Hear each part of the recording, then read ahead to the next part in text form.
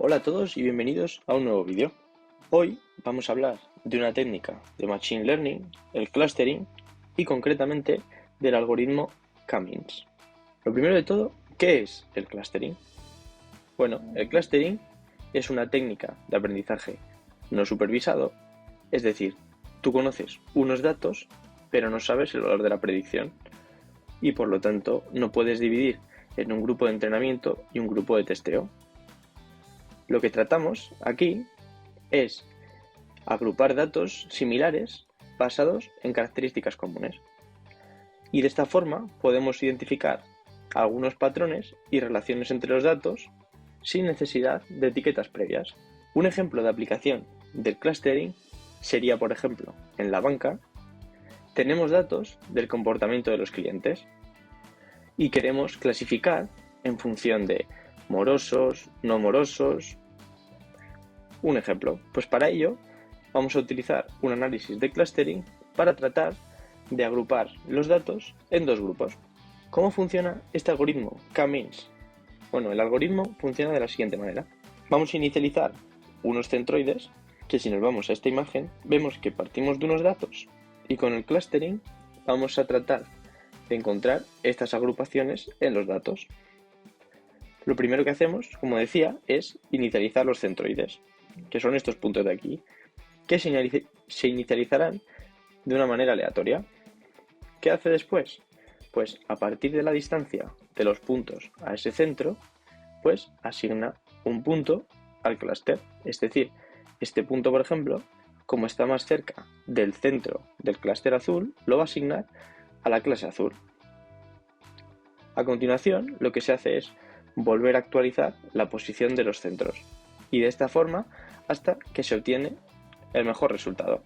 Una de las características de K-means, que veremos más adelante que funciona diferente en otros algoritmos de clustering, es que K-means va a llamar los clusters como buenos cuando estén muy concentrados los puntos sobre el centroide y cada uno de los clusters esté muy separado entre sí. Y además, estos clusters, con el algoritmo K-means, va a buscar que tengan esta forma circular. Vamos a ir viendo un ejemplo. Para este vídeo, como no contamos con datos reales, pues vamos a generar datos sintéticos. Lo primero, importamos algunas librerías, como Pandas, NumPy, PLT para mostrar, Seaborn, y vamos a importar de sklearn, que es la librería muy conocida para temas de Machine Learning, de sklearn.dataset vamos a importar makeBlobs.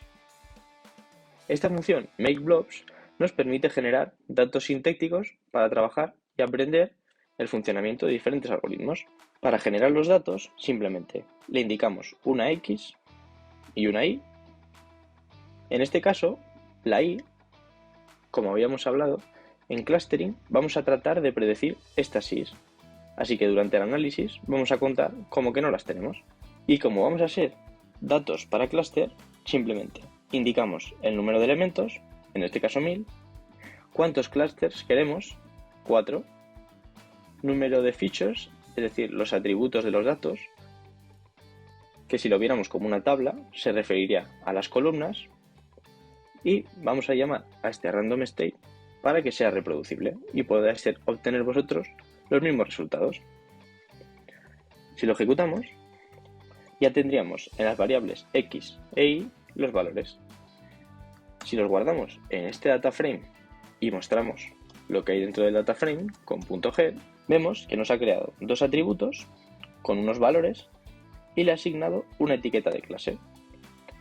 Estos números son los que vamos a tratar de adivinar con el clustering sin conocerlos. Lo primero de todo, vamos a crear una función que vamos a utilizar todo el rato para mostrar los datos, y en caso de que conozcamos los centros y a qué clúster pertenecen, pues lo vamos a dibujar. Y esto lo haríamos con el código que veis aquí. Si llamamos a esta función con los valores x e y que nos ha dado la función makeBlobs y lo ejecutamos, vemos que nos ha creado 4 agrupaciones. Para el análisis es como si no conociéramos la y. Si lo ejecutamos solo con la x, vemos que nosotros partiríamos de estas distribuciones y vamos a intentar predecir el número de clústeres, es decir, de agrupaciones adecuadas para identificar los 4 valores. En este caso, como podéis ver, pues es bastante claro que son 4. Pero en otros casos lo normal es que no lo sea. Y por ello vamos a ver cómo implementarlo, cómo encontrar el número de clústeres óptimos, y de esta forma tendríamos un modelo optimizado y habríamos encontrado el número de clústeres de nuestro interés. Para implementar el algoritmo, simplemente from sklearn.cluster vamos a importar el algoritmo K-means. En el parámetro nCluster le indicamos el número de clústeres. Con el init, esta forma es automático la que estamos haciendo la inicialización de los centros. Definimos un random state para que sea reproducible, es decir, para que si vosotros creáis el mismo código y ponéis el mismo random state, os van a salir los mismos valores. Y definimos un número máximo de iteraciones para encontrar esos centros óptimos. Si hacemos una prueba con 3, nos guardamos las predicciones en IPRED y las calculamos con fitPredict. Si accedemos a K-means, que es la variable donde hemos guardado el modelo, .labels, nos va a devolver la clase a la que pertenece cada valor. Y si accedemos al atributo .cluster_centers_, nos va a dar los puntos y la ubicación de los centros. Y si lo ejecutamos y ahora lo mostramos, vemos que con 3 clústeres nos está encontrando estos 2 de aquí y estos 2 otros los está considerando como 1. Vamos a ver cómo podemos encontrar el número óptimo de clústeres. Para ello vamos a utilizar 3 técnicas. La técnica del codo, que es una técnica visual, sin embargo no es la más fiable, pero nos puede dar una primera aproximación sobre qué valores pueden ser útiles. En segundo lugar, emplearemos la métrica de Kalinsky-Jaravatz y en tercer lugar, el coeficiente de Silhouette. Vamos a empezar con el método del codo.